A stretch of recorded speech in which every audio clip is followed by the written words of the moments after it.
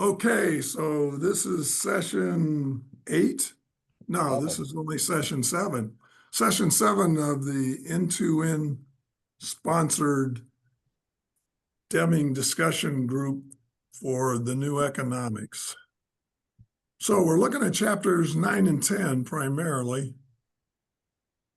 Has anybody seen the funnel experiment anywhere other than in this book? I haven't. In real life, sure. Yes, in real life. You know, the book Deming Dimension, is his name Neves? Yeah, Dr. Henry Nave. Yeah, I believe he does the funnel. He has, so Tim, I'm not sure you're familiar. He does I think he calls it 12 days of Deming, something. I mentioned it once. Yes, that's I think Richard's doing that too. Oh, he's doing it now? Yeah, I facilitate those courses in Australia here. We do it on day 4. So it's actually one of the key activities is doing the funnel. Okay.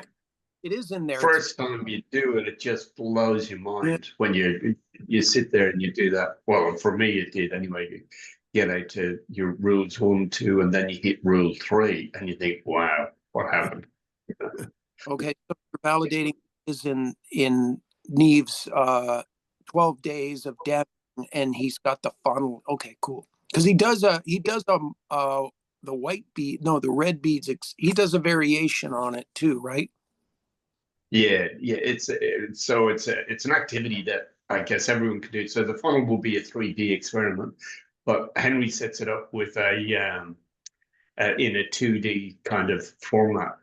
So you can do it with like this kind of ruler thing with numbers and intervals on the ruler, and you literally do roll dice, and you've got marbles that kind of move up and down a ruler according to where they've dropped. But yeah, it's on day 4 of that material if anyone is looking at the material. But it's a really good experience to do that. What's interesting is and reading it this time, something occurred to me that hadn't occurred to me in the past. It's an example of management by results, rules 2, 3, and 4. You're taking action on what's basically a stable system based on the last data point in each case. So you're and that's a hallmark of, hey, you might be tampering with the system if the reason you're taking action is the last data point. Or the trend, just even the trend, right? The last few. Yeah, it could be a trend. The idea is that if your system's stable and you don't like the results, you need to change something fundamental in the system, not go around tweaking with every result. That makes everything worse, as we can see from the experiment. Yeah, I generated some fun data about one of my build systems this past week. And you can see the changes in variation. And I'm like, oh, this isn't working right. And then I went and re-architected a portion of it. And you can see where that happens in the data. Yeah. But it's interesting. It's our natural inclination to try and manage and control something, isn't it? Like that's just a natural thing that we would do. So I understand why we do it, even with the knowledge. And I understand why we kind of do it. It's that illusion of control that we want to try and manage something. But you're right, Tim. It's just playing with. Yeah, understanding people. Beginners learning to fly suffer from that sometimes because they'll be flying and the wind will push the plane a little bit to the left. So they want to counter that. So they steer a little bit to the right, but the plane doesn't react right away. So they steer a little bit more. Then the plane reacts rather steadily and goes to the right. So they straighten out the steering. And now it's going way left, so they have to steer to the left, and the swings get bigger and bigger. And if they just leave it alone and let it drift back and forth, or make an adjustment when it's, far enough out that an adjustment might make sense and then get back on track, You know, they'll do pilots much have a better. phrase for that, Tim. It's called flying ahead of the plane. So is that, I think that's an interesting, you mentioned the word natural. It's a natural inclination to want to, and we talked about control, but I'm not sure, again, we could define what natural is. And I get in our Western industrial capitalist type culture, control is important, right? But is there I'm trying to think of other countercultures. It's really hard to think of them, but like, because it's so much taken over the world. But are there other examples where people do this? I'm pretty sure there are. I might have to go back to native or indigenous cultures, or islanders or something. But just trying to think of, when you said natural, it just hit me. No, it's actually unnatural, I think, somehow. And we're trained to do it, right? By the system. We're educated. I'm positing that. I'm not saying it's a. No, I think you said the right thing. You said indigenous cultures. You look at how First Nation people do back in the days when they had control of their environment. They knew how to plant crops. They knew that if things weren't quite right, they just have to wait a little bit longer so that the crops would come back healthy, right? And also they managed primitive cultures also paid attention to the seasons better. They didn't react right away to how their crops are doing that day. They just watch how the crops go, and they start to establish a pattern, and they make sure that things are under control. They were doing control charts naturally. Back to your question, and so I would say maybe you're right. Western culture demands, we talked about immediate gratification maybe earlier, whereas indigenous cultures, First Native American and such, or First Nation, they have a better tendency to let nature take its course and understand small variations are nothing to panic about, and they know that small adjustments now will pay off dividends further down the road, and big changes in that could really mess you up. Yeah, I think All right. Yeah, I was going to indigenous, suggest that's. Oh, sorry. I think indigenous peoples are doing something that Donella Meadows talks about. They, with the environment they knew, they learned to dance with it. Mhm. I like They that. didn't try to control it. Yeah, so that's what I would suggest, something similar. I think they've got knowledge, and so this is the thing that we're on about really in this, isn't it? It's knowledge. It's action without knowledge is what we're seeing in the funnel experiment. But to me, the funnel experiment is just simply almost the psychological stimulus response, and I think it's inherent in the the nature. I think it is inherent in nature. We even saw it in Pavlov's dogs, the stimulus response. We see it in all sorts of things. If there's a stimulus, we'll kind of respond to that in a way that we feel is appropriate in time.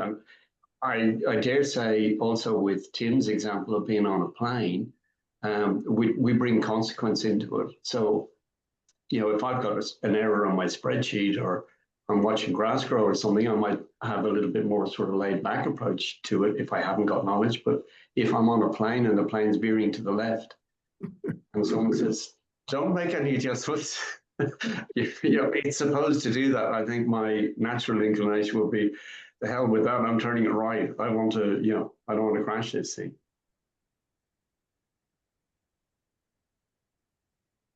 Yeah, that it's not obvious that you're tampering with a system, but you have to consider, if the reason you're taking action is the last data point, you might be tampering with the system, and you'd be better off looking at the physics, if you will, of the system and saying, what's the physics? What could I change in the physics? And with the funnel experiment, you could change the distance the bottom of the funnel is from the table.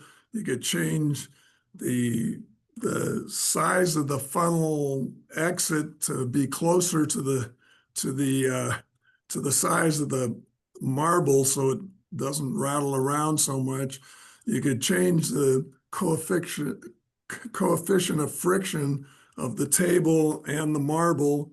You could change the hardness of the table. All of those things are changed to the physics of what's going on, not based on the last data point. And they'd all be around PDSA, which is kind of saying when we haven't got knowledge, we can consider what's going on, as you say, and then there's action that we take, which is okay if we're learning from it. Yes. But if we're just doing it by rote, we're just it's not of any benefit. Yeah, why? The question is, why are you doing that? Because I have a theory, this is what's going on, and I think if I change this, and then you run it through, and here with the funnel experiment, we ran it through 3 times and found out none of the changing of how we target based on the last data point wasn't helpful. So we learned something.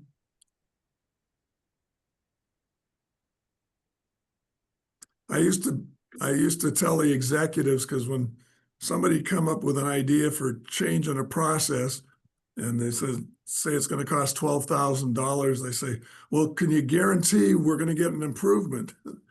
And I would have to badger them and say, I can guarantee we'll learn something. I don't know if it'll be an improvement or not till I do the damn experiment.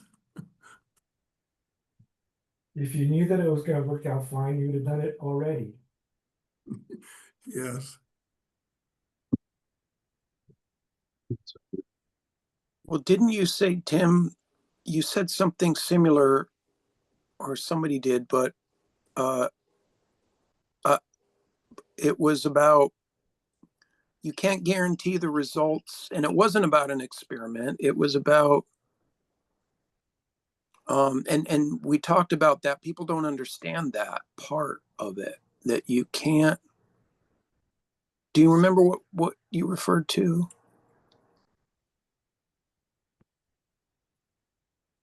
Closest thing I can think of maybe with statistics, people look at the history of which seed grows the best wheat in Colorado and decide that tells them something about next year in Colorado, what would happen with that seed, or if they planted it somewhere else in the world, what would happen. And all the statistics tell them about is what already happened.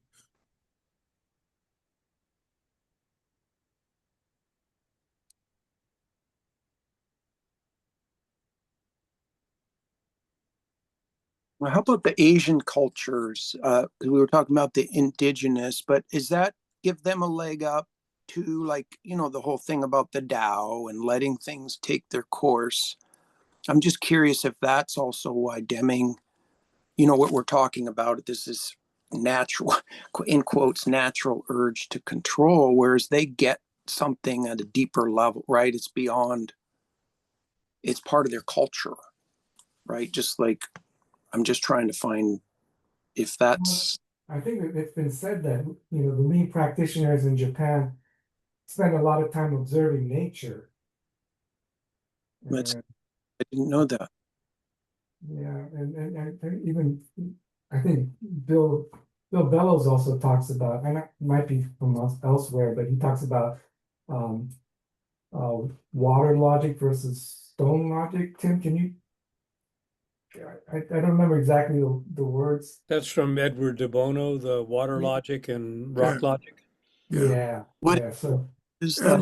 Edward de Bono's the person who invented 6 thinking hats and lateral thinking techniques. Also has what he calls rock logic and water logic. Right, that's it. So And he says, and that was probably derived from some of the the Japanese practitioners too, so. Rock logic is useful and necessary even. Rock logic, if I hold up a piece of paper in front of me and say, what is this? Rock logic answers the question, what is this? Water logic answers the question, what is this part of? Where does this come from? What does this lead to? So it's a different look at the thing. It's the fluid and flow of it. Yes, Yeah. yes. And the rock is kind of fixed boundaries. Yeah, and you need it. The rock logic, there's nothing wrong with rock logic. It's just, it gives you different insight from water logic. Yeah, you could think of it as analytical thinking and systems thinking. You need both. Yeah. The, I remember whoever was teaching me about the two logics held up a white sheet of paper and said, do you see the sheep in this piece of paper? It's just a blank white piece of paper. And he said, see the sheep in it? Didn't get it. So he went through where does this piece of paper come from? Well, it came from a ream that we bought at Office Depot. Where did that come from? Came from ultimately from a place that chops up logs and makes pulp and then creates paper. Okay. And where do the logs come from? It came from the lumberjacks cutting it down, and the lumberjacks are wearing flannel or wool shirts. And where does that come from? That comes from sheep. Now do you see the sheep in this piece of paper? Or a grilled cheese sandwich. Yeah. Yes.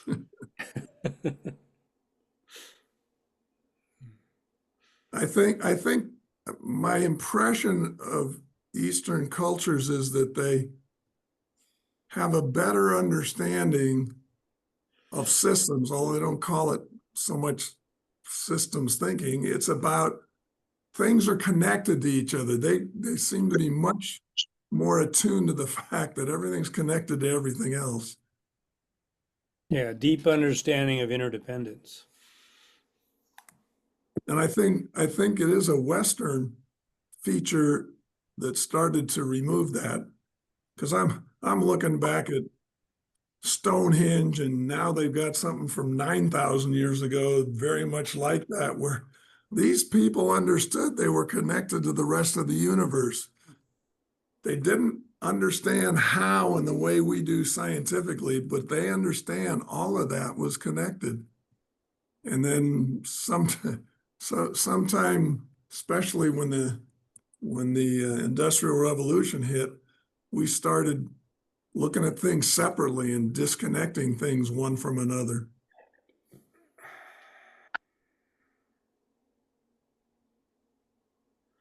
And frankly, I think a lot of the trouble people might be having is they're told that things are separate, so they're trying to deal with things as if they're separate, and they got a basic fundamental understanding that everything's connected to everything else, so they're not really operating in their comfort zone, and it doesn't seem to be working for them, but they have no idea what to do because they've been told, if you got a complex problem, break it down into simple parts and work on the parts separately.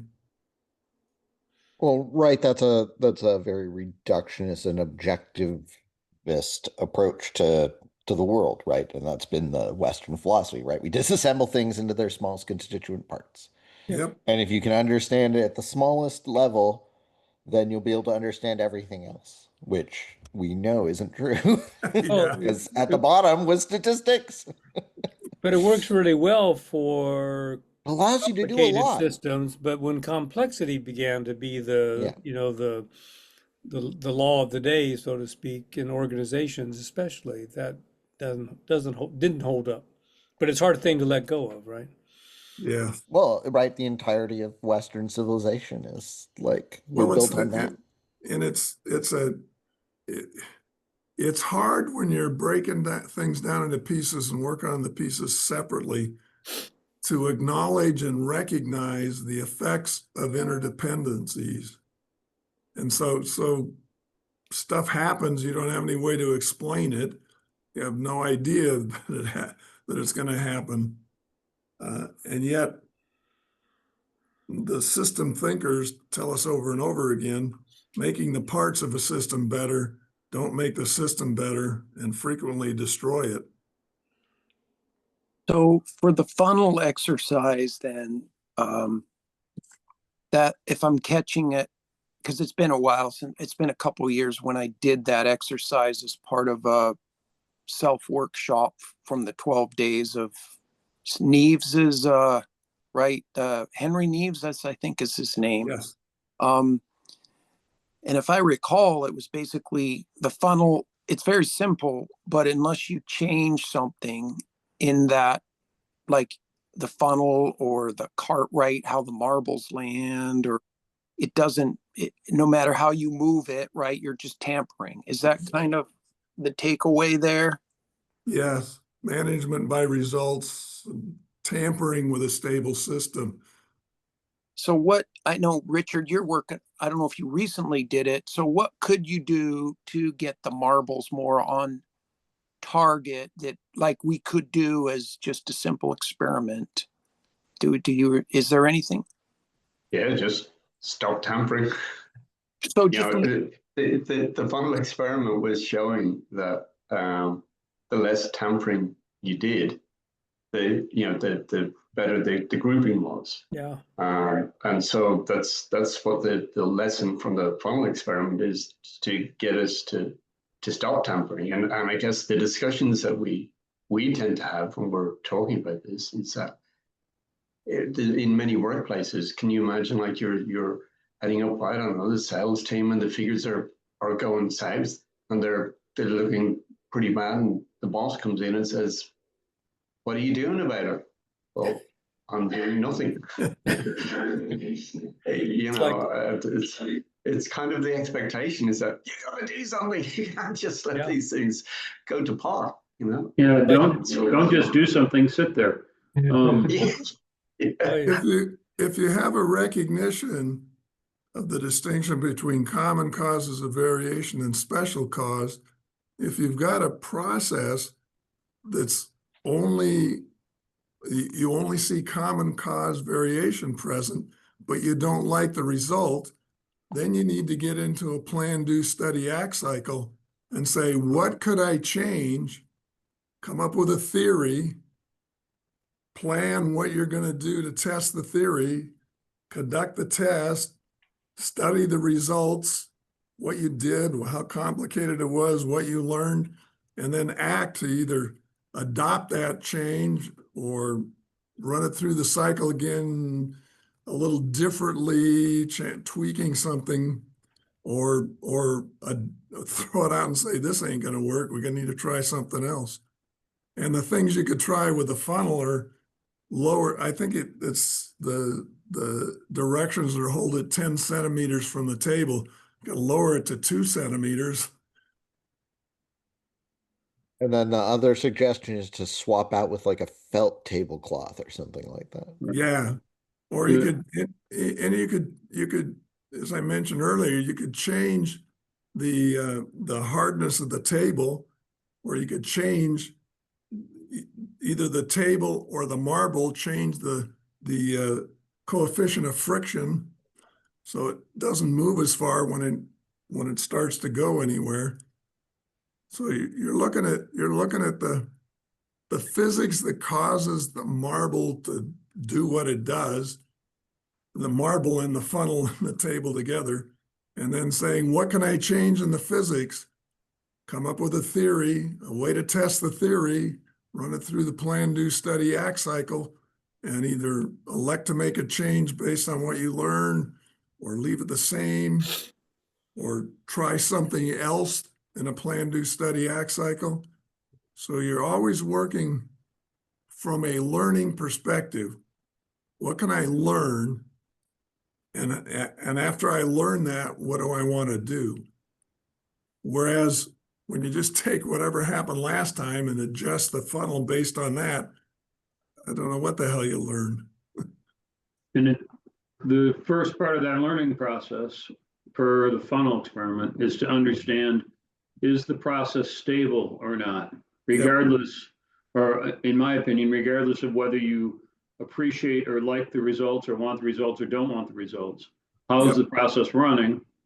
And then you can begin to make value judgments, so to speak, on the results or the output, whether it's common or special, and therefore what to do, if anything. Yes. Yeah, you have to know the difference between stable and capable. Yeah, You don't have a- excellent. Yeah. Yeah, It's- But that's, I think, for me, it's more important to understand the idea of analyzing the stability of the process first before you make any type of value judgment or opinion of the output. yeah, Yeah, if the process is plagued with special causes and you decide you want to improve it by making a change, you have no idea whether what you changed is the reason the process is acting differently now, or whether Yep. it's just one of the special causes bumping back in. Yeah, agreed. one of the special causes of a new process is the learning curve. Yes, And if things don't behave quite right, look at the process, the run chart, see if it's stable yet. Once it stabilizes, then make a decision whether it's a good change or not. But just making a There's change, and looking at it, saying, yes or no, too soon until you establish stability. there's an interesting thing Deming talks about having to do with when you're training somebody. When you train somebody and you're checking how they're doing in the beginning, they're not doing so well. And as time goes on, you can see them getting better. Time goes on with the training and the practice, they get a little better. At a certain point, that levels off. And what Deming says is once it's leveled off, more training ain't going to help. Right.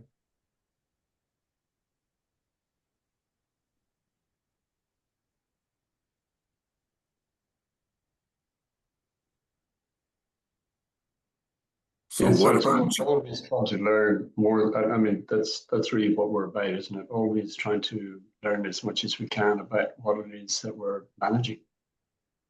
And taking action without knowledge is of no benefit. But certainly taking action from theory gives us an opportunity to learn. Yeah, I like Deming always poking people about having data and wanting to run off and take action. And says, what are you trying to learn? What's your theory? Well, we got all this data. We need to use it. What are you trying to learn? If you don't know what you're trying to learn, you don't even know what data to collect.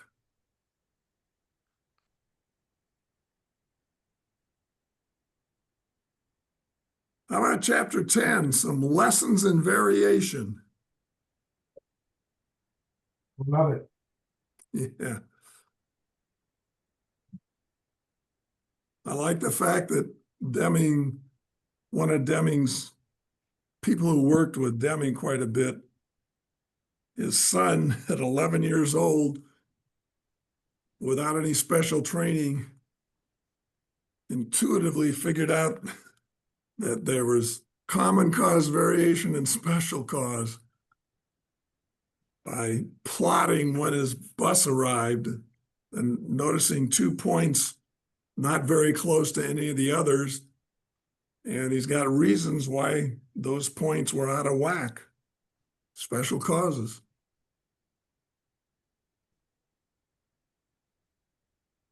That showed I had a wasted childhood. David Langford, who is a Deming devotee and worked with school systems to teach teachers and administrators how they can do things in a Deming way and make learning much more likely and much more valuable. And he did things with his kids at the table. Like when they were growing up, one of them would spill the milk. So after dinner, they'd have a discussion about what they could do so the milk wouldn't get spilled out of the glasses. And they said, well, we might do some different things. And then they'd set up an experiment and plot data over time of what was happening and come to a conclusion. He includes them in designing the experiment, but also in what to do. Like he says, well, what do you think we could do? And one of the kids said, well, you know, if these cups or glasses were heavier on the bottom, they'd be harder to knock over. So they tested that theory by going out and getting glassware or cups that were heavier on the bottom, which certainly reduced the number of milk spills.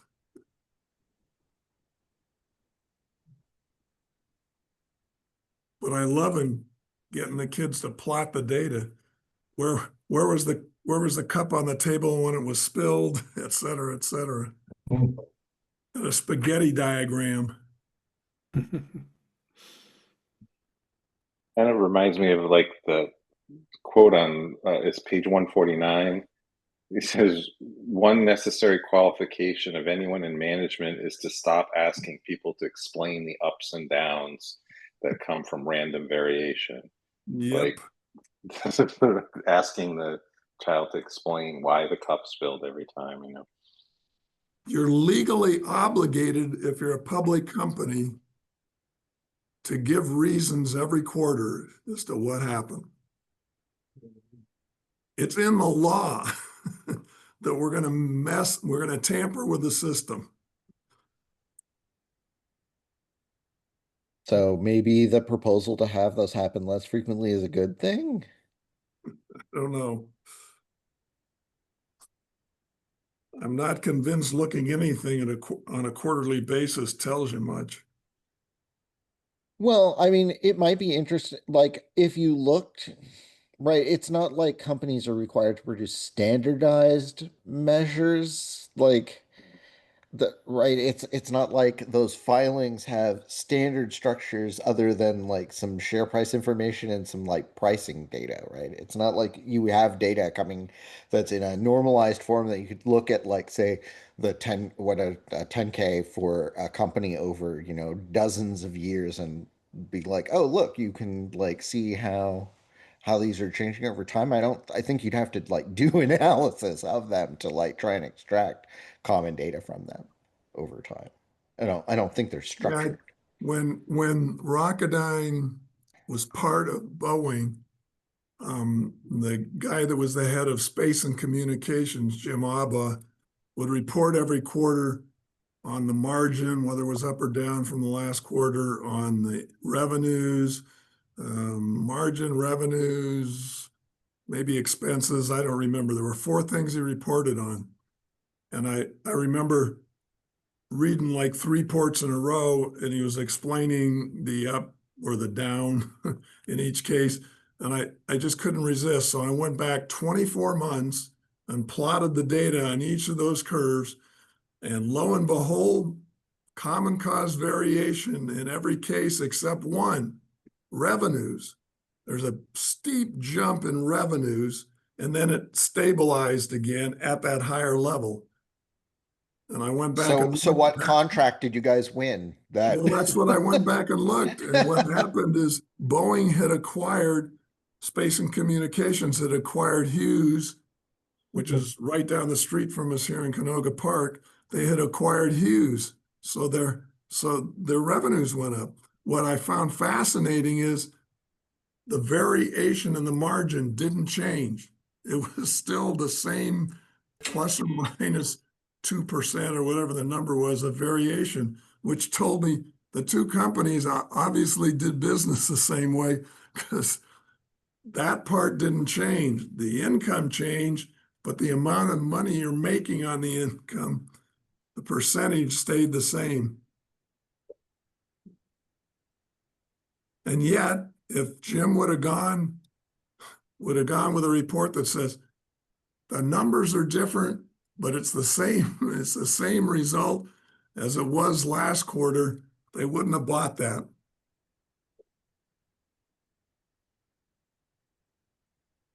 It's true. You see, like the retailers will like when they're issuing their financials, they'll say like, oh, the sales are down because it was unseasonably warm, so everybody stayed outside extra and didn't go shopping. And then it was unseasonably cold, so everybody stayed inside. And it no matter which it is, they have a reason why to manipulate the numbers, or explain away the numbers where it's just common cause. Well, Yes. that's an example of explaining away the numbers to things that are beyond your control. Yeah. Not my doing. It wasn't my management style that caused these variations. It was the weather. It was the suppliers problem of such and such. But yeah, Everything's a supply chain problem now, right? Okay. Not my fault. It's upstream. yeah. Yeah, what's fascinating is there's not much of an understanding that if the variation you're getting is common cause, picking any data point and saying what caused that makes no sense. All the data points came from the same set of causes. Mhm. So Tim, thinking of it, obviously back as the system, you're saying that even armed with the right information, if that was being reported back, it wouldn't be accepted, because the expectation is that there has to be a story. Yeah, exactly. Something changed, so there's a cause in there somewhere. Yeah.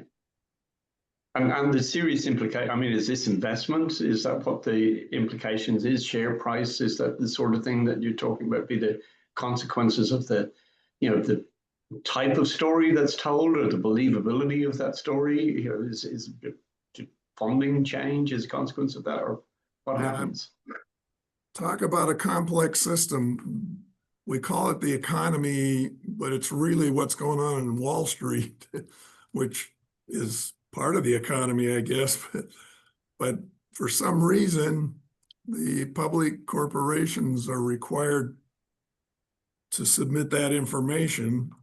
And so somebody way back when decided that that information was going to be useful to investors in some way, evidently. So I'm just thinking about, I don't know much about that sort of space, but the Wall Street itself.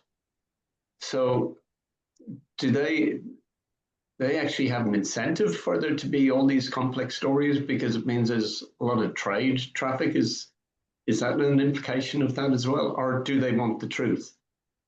But the truth might be boring, and it mightn't, it might mean people are jumping on, jumping off. I don't know how that sort of works, but is that the sort of implications where truth couldn't actually happen because everybody told the truth and they all said, yeah, the numbers are pretty much the same this month.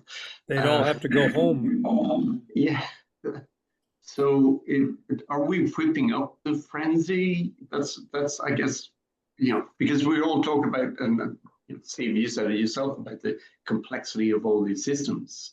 Is this what's going on? That churn is making them tell the story because they know they have to tell a story that's got to make sure that they continue with the funding or support?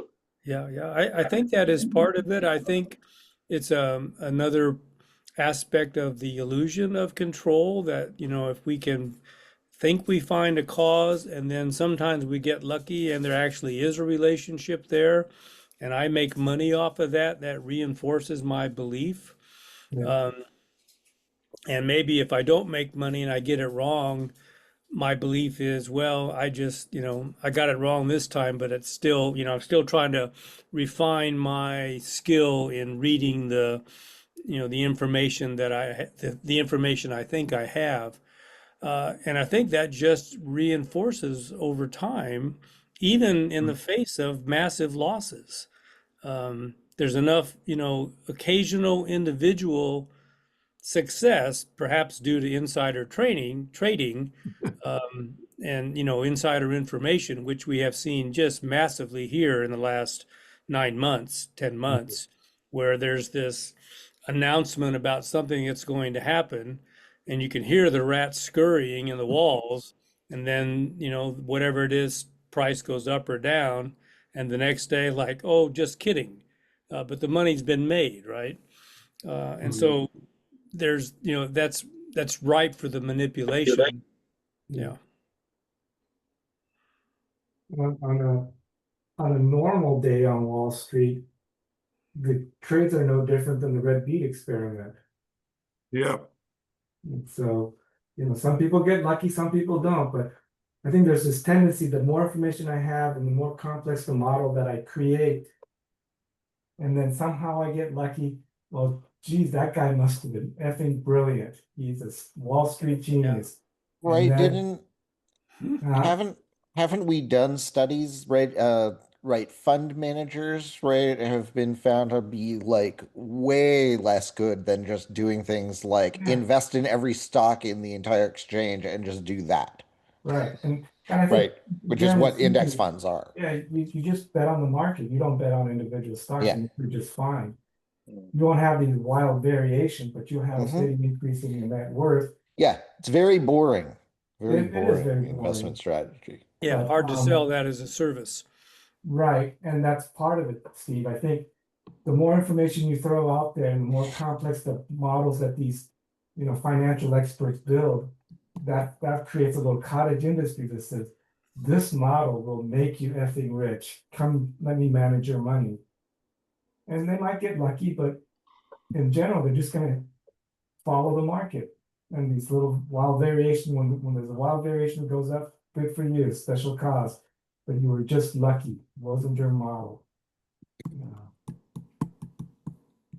In fact, There's there was a that- Nobel there- Prize winner that said the market is completely irrational. Somebody from the University of Chicago got a Nobel Prize for demonstrating that there's no rationality to how the market behaves. Was that Krugman? Maybe No, it was somebody older than Krugman. older than I think him. he just passed. One second, if I get the name, I'll send it off to you, Steve. One of the things that infects the the system of finance and stocks and bonds and all of that stuff is the belief that a publicly traded for-profit company ought to be raising its profits every year, year over year. We talked about unthinkable growth. Which Growth is- is not always good. Which is an interesting perspective. I don't know why they think that would happen or even could happen.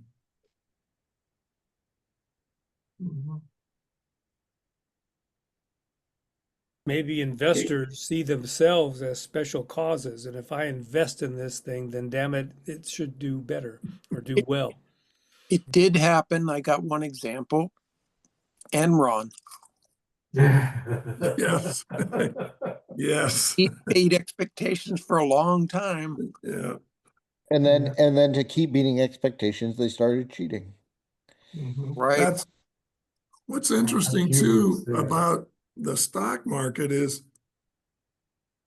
it doesn't really represent the value of a company. It's not the value. It's far removed from the value. It's closer than a lot of other things that we have that we think had value. Back when everything collapsed in 2008, there were these weird things that people were collecting and in essence betting on and buying and sharing that created some huge problems. But the whole thing is a system unto itself, and I'm not sure it represents anything useful to society, but just an opinion. Yeah, and I think I see that which I think is right, Tim. But the thing that obviously we're concerned with in organizations is that this is the puppeteer in some respects that we're, having to keep feeding while we're trying to do the right things inside of the organization. So there's That's the thing that's creating the expectations that we're going to have continual growth, so that the investors do keep plowing money into it, so there are funds still available, so we have resources to be able to do our job. I guess I'm calling it out just in terms of a system that's kind of overarching over the organization. So this is the thing that's right, wrong, or indifferent is the thing that's being fed through through our organizations. I think it's an example of what Russ talks about, Russ Akoff, when he says growth and development are different. And the stock price might be a measure of growth, but it's not a measure of development. You can have your stock price the same and be developing all kinds of things, and including the employees and products and everything else, without your company, quote, value growing. And you can stay in business a long time doing that. So the view seems to be that growth in profits is a necessary condition for survival.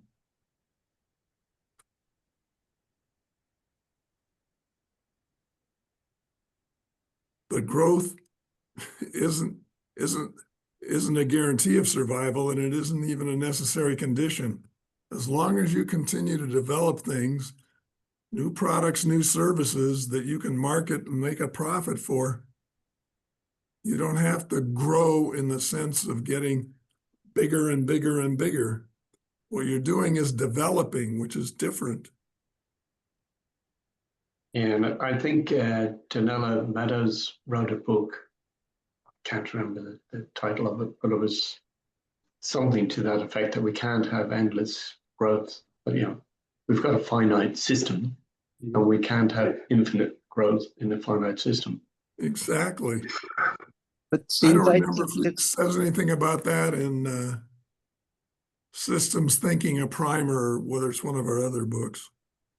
this is very countercultural. You guys know that. Oh, yeah. It goes yeah. against almost like 70 to 90% of what you write, just common, in quotes, scare quotes, common wisdom of everything, the markets, right? Yep. And there's a few, but I think, right? And then how do you even find examples? I'm trying to think of examples of companies that aren't focused on, they're focused on development for a long time, like let's say a couple years, and they're not growing. Is there any examples? 3M maybe? Who?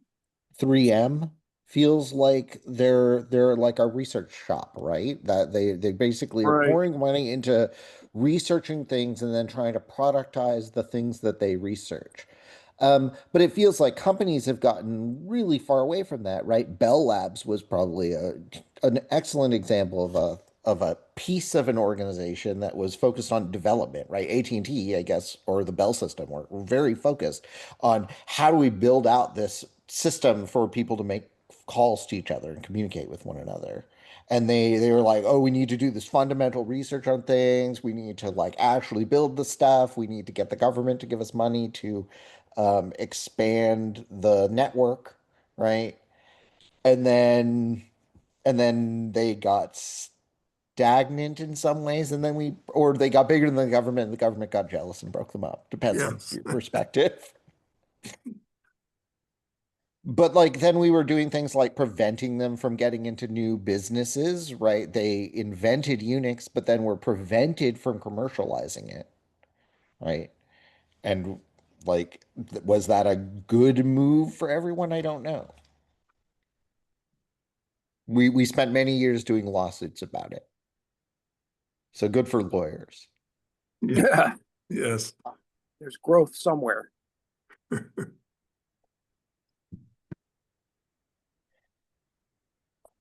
So Deming introduces the loss function in chapter 10 here, the Taguchi loss function, which was the ideas were first available in English in 1960, and that's when Deming bumped into them. And he's in Out of the Crisis, he has a line somewhere in there where he says, something's obviously wrong when a measured characteristic barely inside a spec is deemed conforming and one outside is deemed unconforming.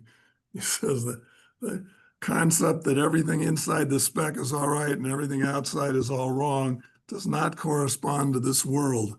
The Taguchi loss function is a better view of the world.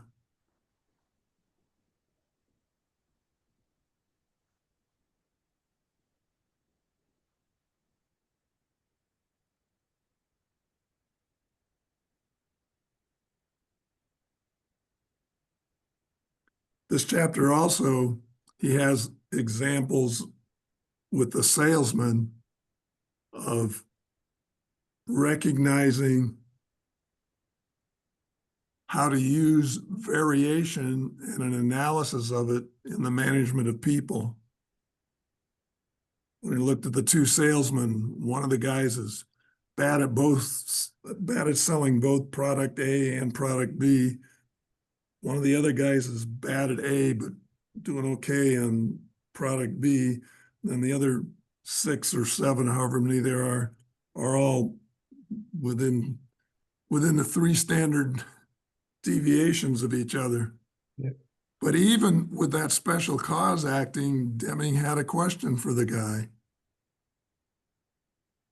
Said, okay, that's a special cause. Now the question is the special cause because of a characteristic of that salesman not making enough calls, not putting in enough work, not doing something he should be doing too much stuff he shouldn't be doing?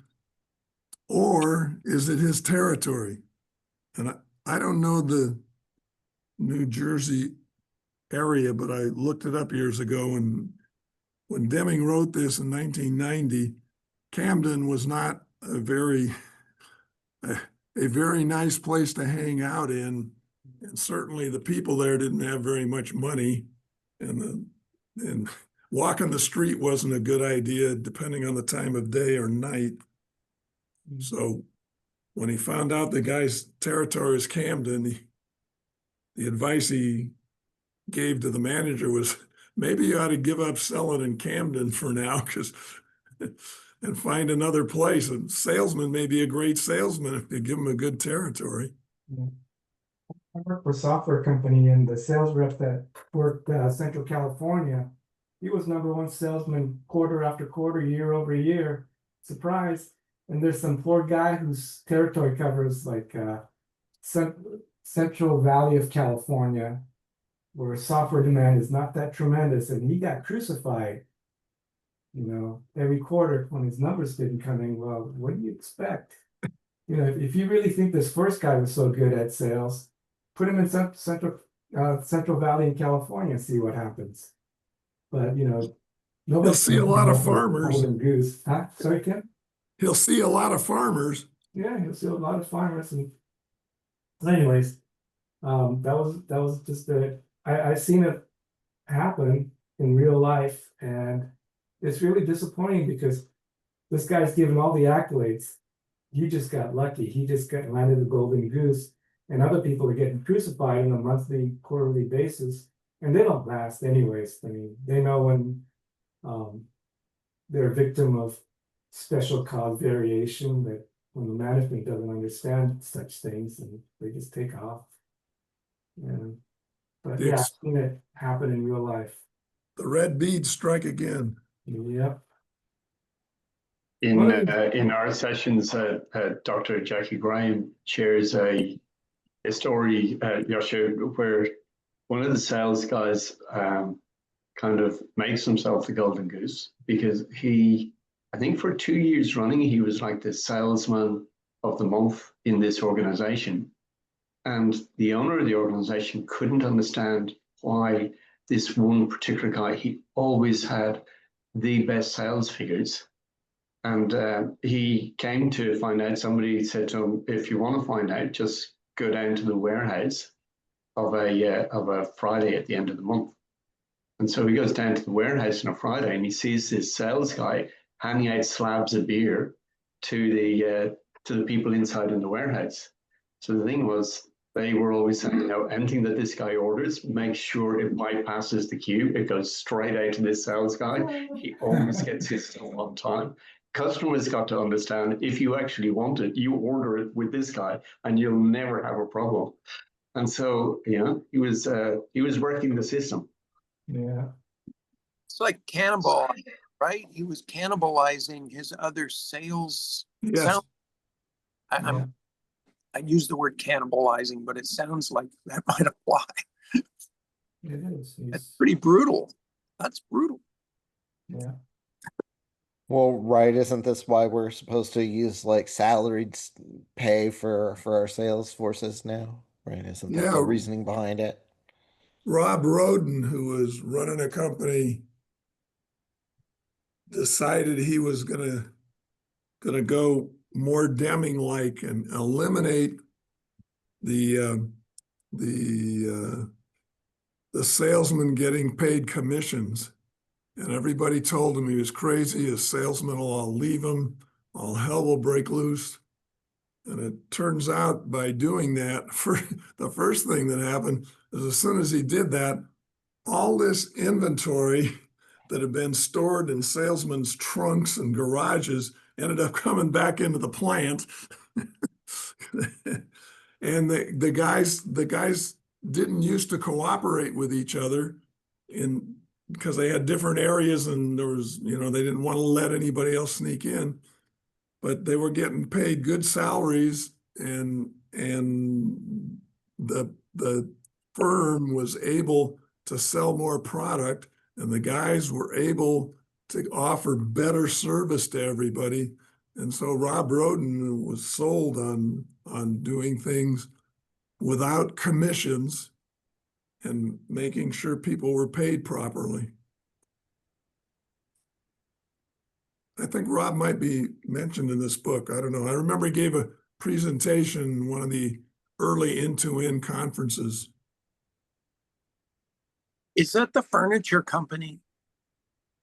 I didn't know he was. I'd fit in the trunk, but there is no, but if you've got electronics gear and stuff that goes that I think it was a parts very company nicely. of some kind, yeah. because there's a furniture company. I think maybe Bill Bellows told him somewhere it's a furniture company and they converted to the sales force. It's a retail shop and they had several stores and somewhere I want to say in the Midwest or the West. And it's a good example of using, but again, they're small, they weren't publicly traded, right? Working, as far as I know, it was a controllable kind of size company, retail, and maybe somebody else knows, but I think that's an example of what you could do with applying Deming and then these sales. I think they interviewed the guy, the president or the owner, and I think the wife ran the company. They owned it.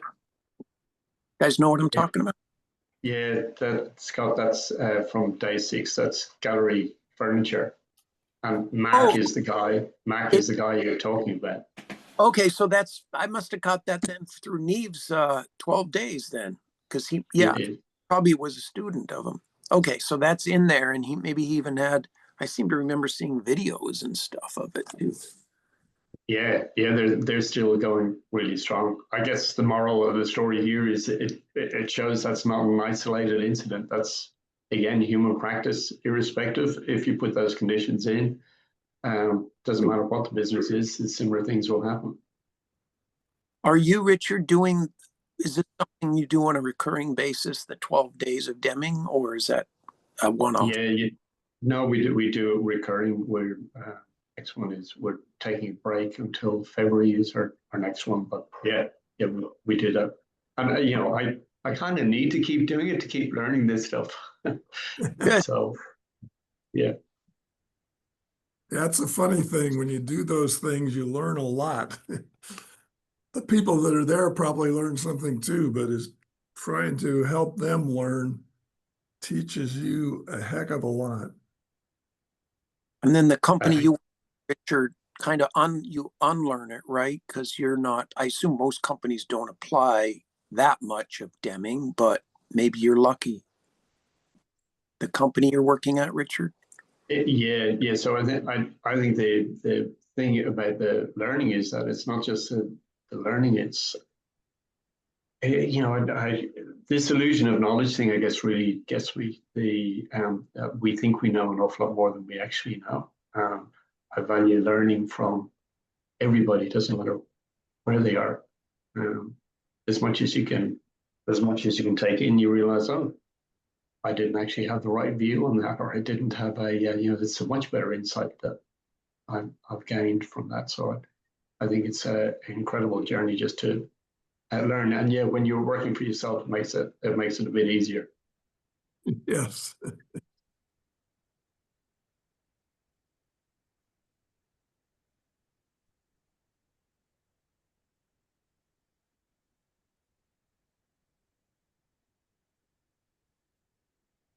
I like the anecdote, I think, just if I can find it. Shoot, I'm sorry. Anecdote about the guy that shows up consistently 12 to 17 minutes late every day. Yeah. Oh, yeah. And each day was a special cause event. Well, if there's a persistence of special causes one after another, each one is different. Yeah. I consider that, and then I've always considered that to be, there has to be an underlying common cause. And I see that in a corporation, when we're in manufacturing, our company was in manufacturing a lot of stuff. And every time something went wrong, somebody could attribute that to a special cause. Say, okay, we don't have to do anything but a special cause. And then something else would happen. It was completely different. Special cause, don't do anything about it. But there was enough of it that it disrupted the flow of material through the company. And finally, I asked the questions of, if there's an overabundance of special cause, could there be a common cause underneath it? And I think the common cause, at least that I came to, was that the people on the floor wasn't given the authority or the trust to make adjustments or changes to their process in order to get better results. So in this case, the example given here is, why didn't you leave 20 minutes earlier? But in my case, it was the common cause underlying all that was just absence of trust. And sometimes, like I said, if you have an absence of trust, that leads to a case of don't give a shit-itis that can permeate the production floor.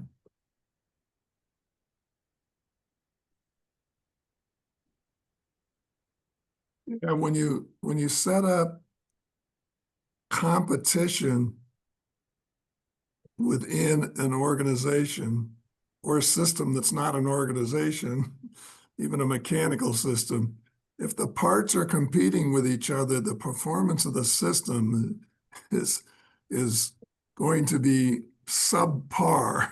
Yeah. If the brakes are fighting with the engine, your car is not going to do too well. And if you're setting things up to reward individual behaviors and reward and punish, depending on whether the behavior is deemed good or bad, you're going to create all kinds of competition, and that competition is going to be a drain on the system. You see that with companies that have high turnover rates. Yep. People don't want to be fighting for their jobs every day. Yeah. Punished by rewards, is that Alfie Kohn? Yeah. Yeah. I don't believe I read that, but it sounds. It was really good. I just finished it about like midpoint of last month. Yeah. It was really fantastic. He talks about that the company that went and redid their sales group using Deming's methods and giving them salary. I think he had a long section about that. That was the one with the electronics in the trunk? Yeah, I think so, yeah. All right. But it was really good. One of the things I discovered when I read it, I'd interesting story. They were handing out awards, and I worked for the VP of quality at the time, so somebody wanted to give an award to an employee, one of the people who reports to the VP has to come up with a story as why this employee should get an award and all that good stuff. And they go around the table and everybody comments, and then they decide, yes, give that person the award or not. When it came my turn to talk, I said, this is a really interesting irony, guys.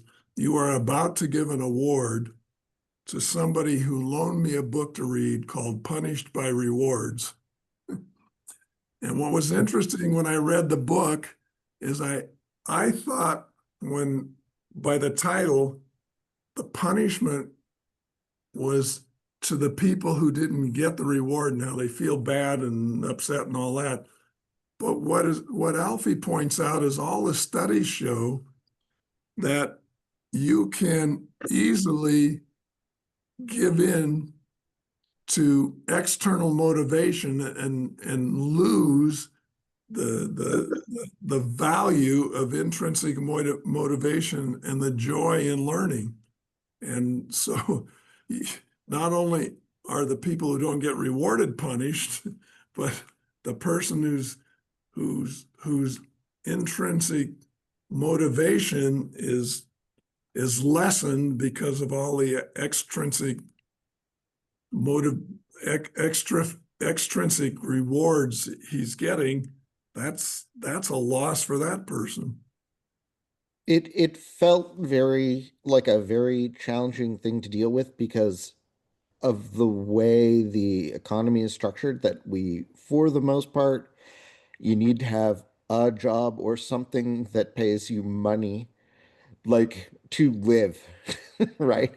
It's not like your government subsidy will keep you alive and in the standard of living you're accustomed to without like work.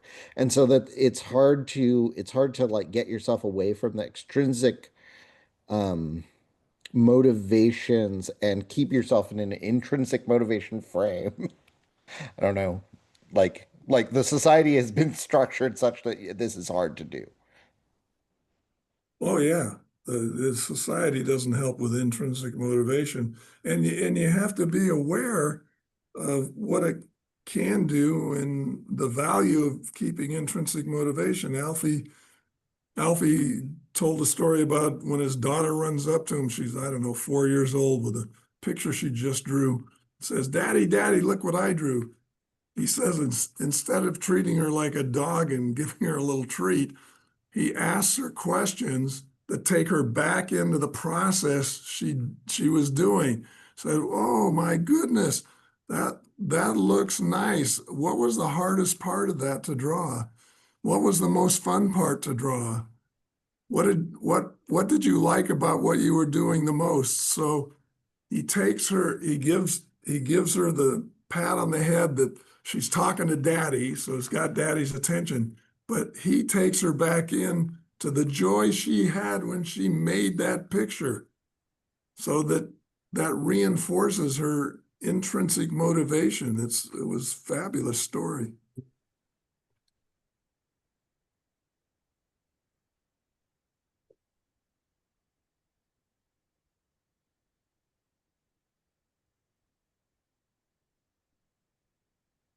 So in that example, Tim, is the attention and the time that you get from daddy, that's the equivalent of the bottom tier of Maslow's pyramid hierarchy of needs. Probably. Yeah. That takes care of that. Then all these other things help build her up to the point of self-realization at the top.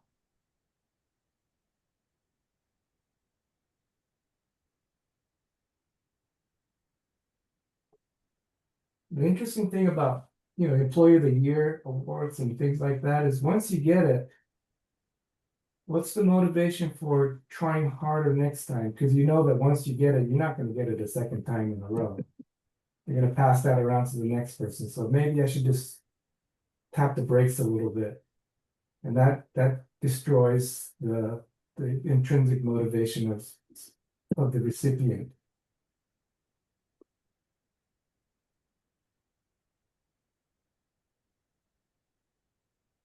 All of these are I used the word counterculture before, but to me, I think about how these are right? Because it's hard to, we're swimming against the stream. I know we talked about it and there's nothing you can do. That's part of maybe the growth and the learning is you have to swim against, right? It's so easy just to go with it.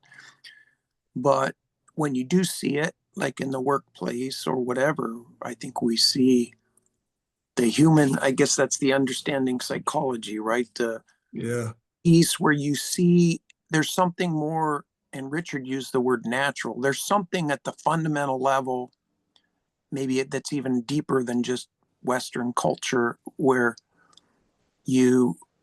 whether it's a child or an adult, they respond to that intrinsic motivation. Sounds to me like it's right. That's beyond just intellect. It's something there that's wells up from within, like, right? There's a feeling there. And that's how children, right? They don't think much, to the say, right? But they feel, and there's something in adults too that we lose somehow. Well, that's what Dr. Deming's talking about with all the extrinsic motivations that we face. He's got the diagram of we're destroying our people, and he's got the diagram of the destruction. You start out with joy and learning, and over the years you get hammered with all these things, and you end up kind of low on the scale of joy and intrinsic motivation. So is that, you said that's a diagram in which chapter? I think it was chapter 4 or 5. Yeah. Okay. Let's see. I might be able to thumb through and find it or not. There it is. Management of People, chapter 6. Forces of destruction. Well, see, that's why I wonder if it's not, some of it's really not natural, right? It feels natural, but when we were 2 to 4 years old, maybe we could say right, but it gets beaten out of us. Yes, that's what he's saying. Right. Yeah, that's what the work of Ken Robinson, who is an educator, that's his big thing, is that, right, you start out with intrinsic motivation to learn, and then the education system beats it out of you. That was my experience with the education system. It tried really hard to beat my joy of learning out of me. Yeah, well, it's all preparation somewhere else. Again, this is like the production model for education, right? It's all built on getting to a job, What's the factory, and right? You just become a drone in the system for the everything. It's Orwell's, right? 19 in a way. It's just what's the Ted Nelson quote? He's like, the education system is a series of things. You learn a series of things that are ruined for you, and the last one to ruined becomes your profession. Yeah. And you think that's what your fulfillment is. So it takes a while that's where you get midlife. If you're lucky, maybe you get midlife, or who knows? I don't know. But somewhere it hits, you realize it's all just a chimera, right? There's no substance to, right? You finally get all those things, or some of them, a lot of them, and then you realize you're not motivated by it anymore. It's just not, there's empty.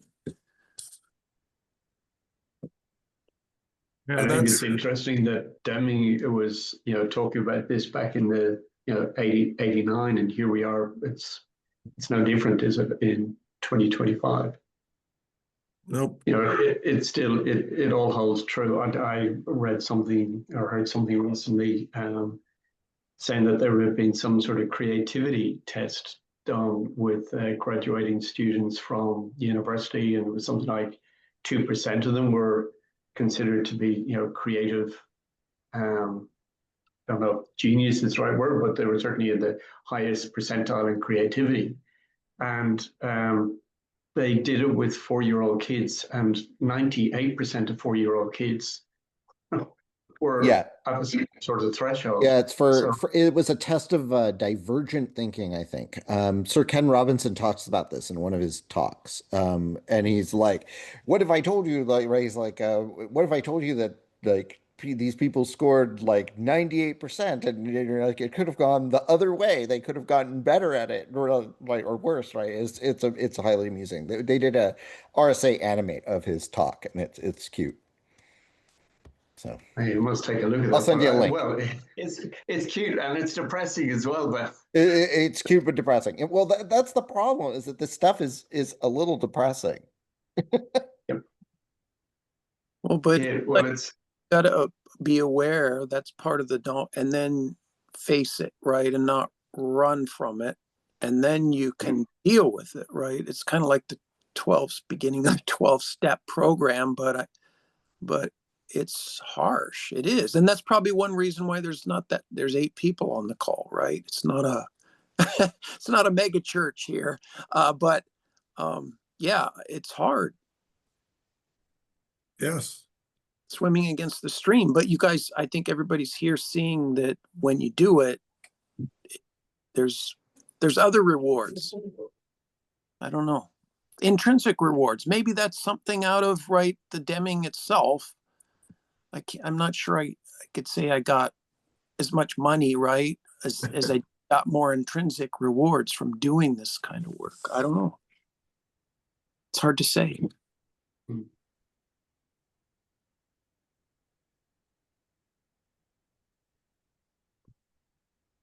you know, well, yeah, I think you're spot on, Scott. I mean, knowing about it is, if you understand something, it's half the battle to then going and doing something about it. It's the same level of just knowledge, just understanding what is, and then then considering your PDSA about how you can improve that for yourself, and then extending that out. But yeah, money isn't necessarily the motivator for, I wouldn't think for many people. Well, certainly looking at all of us on screen is probably not the motivator. I would have thought hopefully we're all kind of well sorted in that area. But it's what are the other things that are motivating, and that's intrinsic. Yeah, lifelong learning. Yeah, I get to the point where the money was good. It wasn't great, but it was good, and I could focus on just enjoying my job. And I could get away. I think, Tim, you kind of alluded that too. Like, you got to a certain point and you wanted to be more effective, so you gave up your management title and went off and become an individual contributor, where you could stir things up a little bit more without certain ramifications. And so, and I got to the point where all I wanted to do was enjoy my job. And like I said, the bottom tier of Maslow's pyramid's been satisfied many times over for me. So I can start working on the other things, like get to the point where running a healthy organization became my joy, and that became my intrinsic motivation for going to work every day. And watching people grow, that was fun too. But and I can't remember what chapter it's in, the example of when Deming was talking about extrinsic rewards, and the GM, a manager at GM said that if we doubled everybody's salary starting tomorrow, the performance of the organization would be exactly what it is today. And then he added, but I'd sure like to be part of the experiment.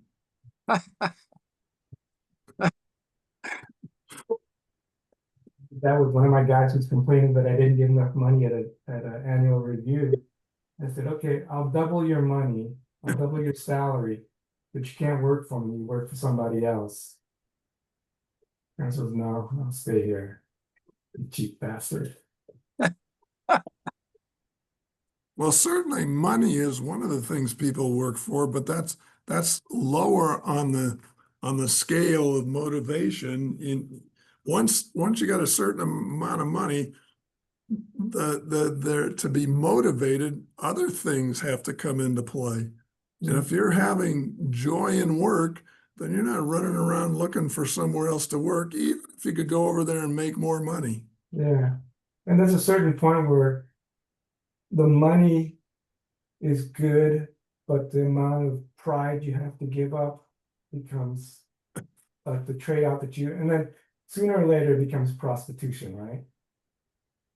Yeah. To put it crudely, but you'd like to make enough money to, and then maintain your dignity and pride in workmanship and go on. And that's a nice little sweet spot in the money game.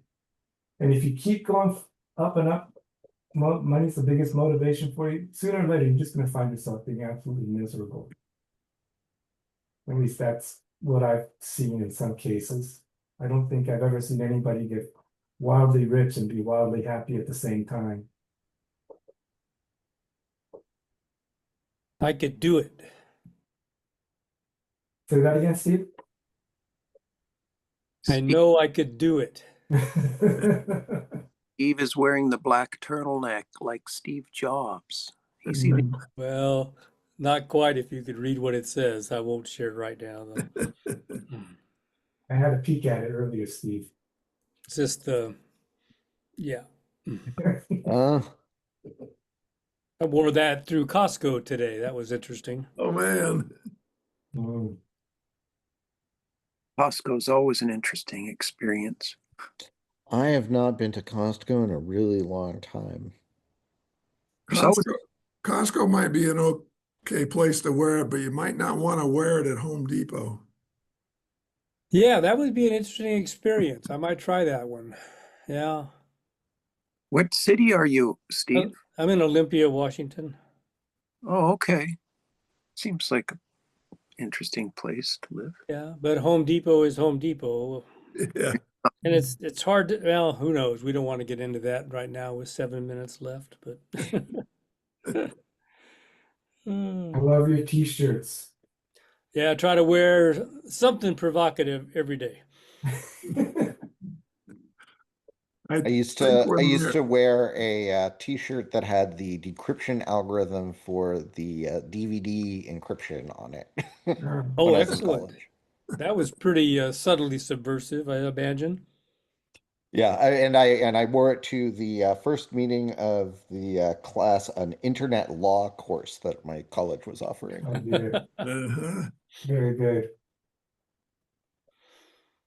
It's interesting. Hollywood sees something provocative a little differently from what you see, Steve. Yeah, I think so. Well, I would say in general in Olympia, I get mostly positive feedback on my political shirts. Okay. But I love the suggestion about Home Depot. I think that would be an interesting place to walk around. Is that to provoke, or is that to what's the purpose of that PDSA?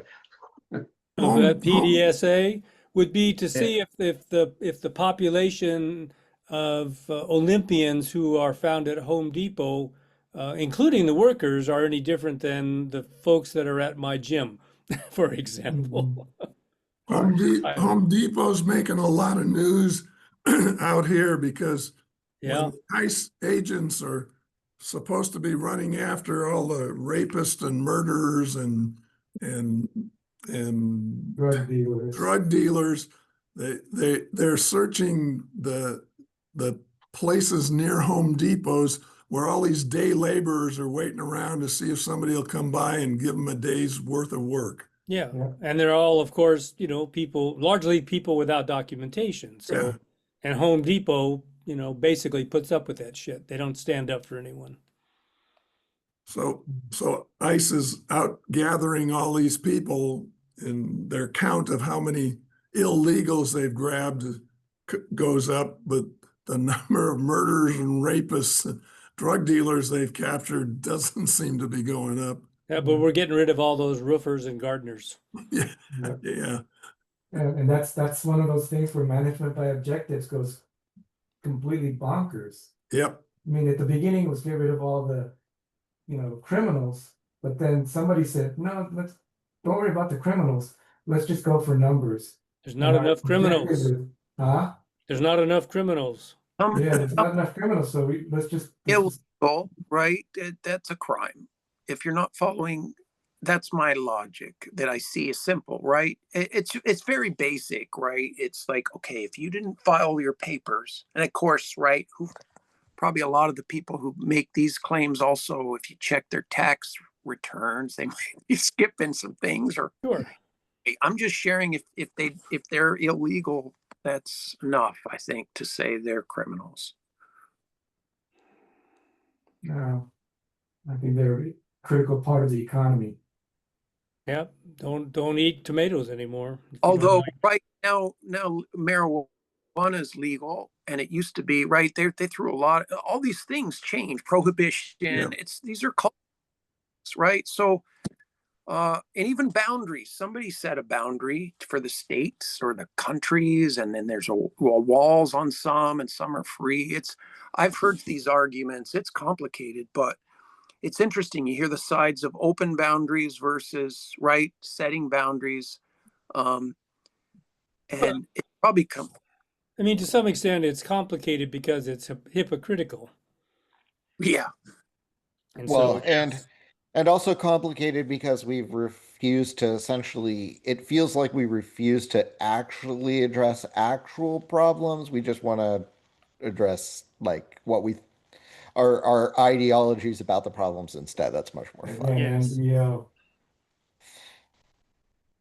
Kind of like In what we were our, talking about in- with the annual reports or whatever, right? We're just gonna gloss over whatever, the Yeah. bad news and paint it in a good light and not deal with the actual problem of right. homelessness or immigration or, or mental illness or drug use or like all these kind of problems. We just kind of sweep under the rug. Right. If you're at the monthly cabinet meeting and you got to report a number, you better have the number one way or the other. Yeah. You can't just say we're in a stable system, right? We're under control. We're capable. maybe the outside view could be interesting. Or Dr. Jackie Graham always says to us, never wait to a crisis. But the fact that we do hear a lot of noise and instability in the States at the moment, it's probably a good thing, because maybe it gives you guys an opportunity to really have, as a country, meaningful discussions and reset what's really important to you. And it's really good that you're, at some level agitated and upset about those things, because it means that you're kind of buying into that. I'd be more concerned if all of those things were going on and nobody was saying a word. Yeah, And you're all sure. just being complete fairness. So, I would like to at least acknowledge that. Even though it's probably tough while you're in the middle of it. And I suppose that's always the same when we're right in the middle of what we looked at with our, whether it's our sales results or organizations or whatever, it's the same thing, isn't it? We are where we are, and we have to nut our way out of it. And that's about acquiring knowledge that will help us make better decisions. And hopefully at a national level, you guys will do that too. Indeed. We will let you know as soon as the silver lining starts to appear. Sure, with the speed of internet, I'll probably know just when Yes, you know as well. as soon as I do. Yep. All right. Sorry to have taken us that way, guys. I didn't do that intentionally. I think I helped right off. My apologies too. Oh. So anything else on chapters 9 or 10? I thought it was just the interesting end with the Don Wheeler chart at the end, where he's talking about the distribution and that. So that was an interesting piece. Yep. Anyway, we're just about out of time on that. Conformance to have one- specifications, zero defects, Six Sigma quality, and other nostrums all miss the point. So stated by Donald J. Wheeler. 1992. I have one question for you, Tim, unrelated, kind of semi-related.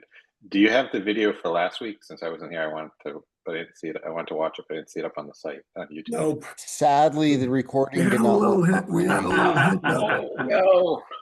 No. No. Somehow it wasn't the host, and nobody else was the host, so we couldn't record anything. Oh no, it's the red beads too. So we seem to have licked that problem. It's an interesting solution. I come in early. I go to my phone, which I can do Zoom on without any restrictions. And I sign in as Bill and Monica, their account that sponsors this and has this meeting. Then I go to the L3 Harris, the Rocketdyne computer I have, and I join the meeting. Then I go back to my phone and I leave the meeting, and I leave my computer in charge. And then I hang up on the phone. So this time you see me as Higgins Timothy. Yeah. Okay. When I try to use Zoom on the Rocketdyne computer, evidently they're nervous about people using Zoom. And so I can only use my L3 Harris address, mail address, to host a meeting in Zoom. But then when I do that, I can't host this meeting because this meeting doesn't have anything to do with them. Yeah. So we found a workaround. Like passing the baton. I'm sure there's another PDSA coming on that, definitely. Yeah, I'm thinking I probably my laptop is in Brazil with my kid at the moment. So I'm thinking about maybe we could afford another laptop, and then I don't have to deal with anything but my stuff. Yep. Yeah. All right. Sounds good. Well, thanks, and we're going to tackle the appendix on the 3 worlds. I think, as I recall, it's 3 worlds of suppliers, and review chapter 10 next week. We're not in the 3rd edition. There's a chapter 11 that we're not going to tackle. Chapter 11 isn't Deming product. It's a product by Kelly Allen, who works some with Deming, and it's his ideas on why we need Deming even more now. And you're welcome certainly to read it. And if you have questions, you can bring it up and we can talk about them. But one reason I didn't jump into it is I'm much more interested about us sticking with what Deming said rather than looking what other people have said about Deming. So appendix, which is on page 205 in the 3rd edition. And then chapter 10, which is the core, because it's the system of profound knowledge, which is his theory on how we ought to be managing. Thank you all. Great. Thank you. Thank you. Yeah. Thank you. Thanks, Thanks, everybody. Jeff. See you next week. Yeah. Thanks, Yeah. Tim, and everyone. Bye-bye. Bye, y'all.